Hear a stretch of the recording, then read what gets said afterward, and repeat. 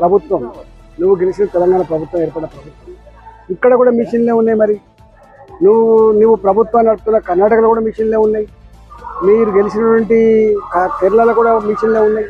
అంటే నీవు గెలిస్తేనేమో మిషన్లు పనిచేసినట్టు, ఎలక్షన్ కమిషన్ పనిచేసినట్టు, నువ్వు ఓడిపోతేనేమో ఎలక్షన్ కమిషన్ పనిచేయనట్టు, ఓట్ల చోరీ జరిగినట్టు.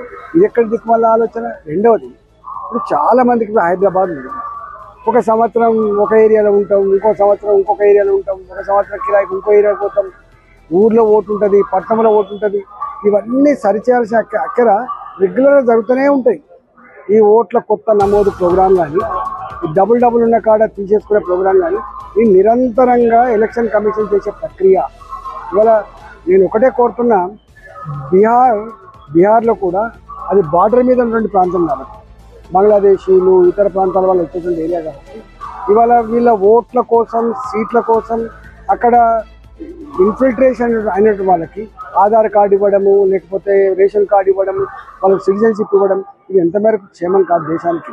ఇవాళ రాజకీయాల కోసం, అధికారం కోసం దేశ భద్రతనే పరంగా పెడతా అంటే ఇది మంచి పద్ధతి కాదు.